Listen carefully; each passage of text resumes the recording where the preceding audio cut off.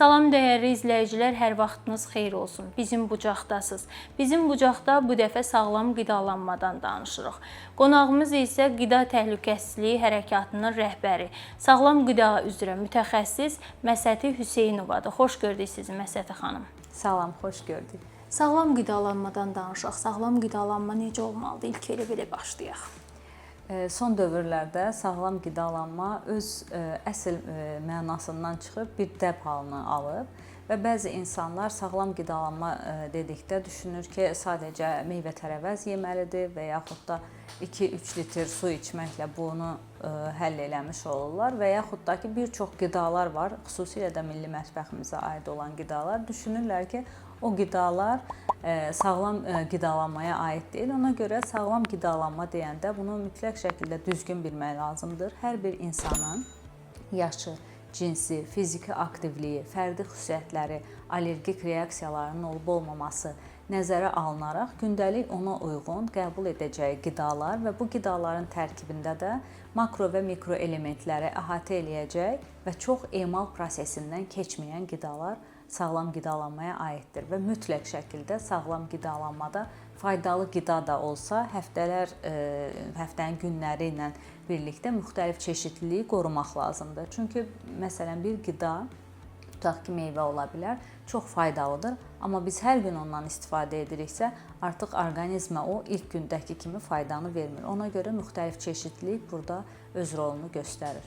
Məsəti xanım, həyatımızın artıq yay fəslinə qədəm qoyuruq. Yay fəslində də ayrılmaz həyatımızın hissələrindən biri dondurmalardır ki, daha çox istifadə edirik. İstər uşaqlar arasında, istər böyüklər arasında artıq həyatımızın ayrılmaz bir qida rasionuna çevrilir ki, dondurmalar haqqında danışaq. Biz dondurmaları necə seçməliyik?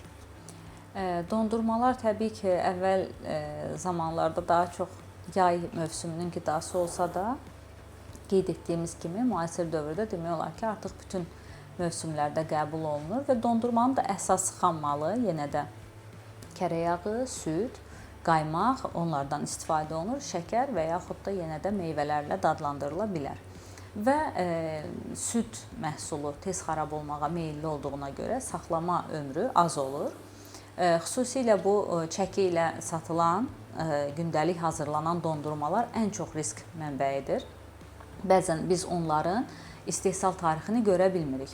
İstər bu yenə də həm premium, həm orta, həm aşağı səviyyəli olan yerlərdə də deyərdim ki, çox nadir hallarda rast gəlinir ki, həmin o qutuların yanında onun istehsal tarixi və yaxud da son istifadə müddəti göstərilsin.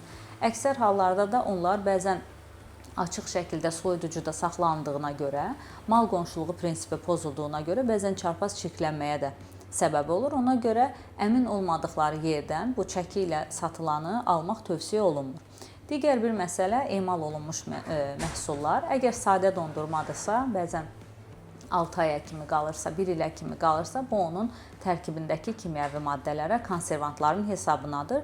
Ona görə nə qədər yeni istehsal olunmuş, qəbul olunsa daha yaxşı olar və tərkibində də yenə də əsas hissəni kərə yağı, qaymaq, süd bunlar təşkil etməlidir. Əgər kərə yağı əvəz edicisi, süd yağı əvəz edici, emulqator, stabilizator bu kimi maddələr çoxdursa, onu qəbul etmək ümumiyyətlə heç tövsiyə olunmur. Ya da ki, yenə də 25 yaşdan yuxarı insanlar həftədə bir dəfə qəbul edə bilərlər bu qədər kimyəvi qatqı maddələri olanı. O da yenə də 200 milliqramı keçməmək şərti ilə. Çünki bəzən olur ki, keyfiyyətli dondurma olsa belə, onu həddindən artıq çox qəbul etdikdə də bu zaman artıq kalori, xüsusilə də yenə də xroniki xəstəlikləri olan insanlar üçün daha ciddi fəsadlar törədə bilər.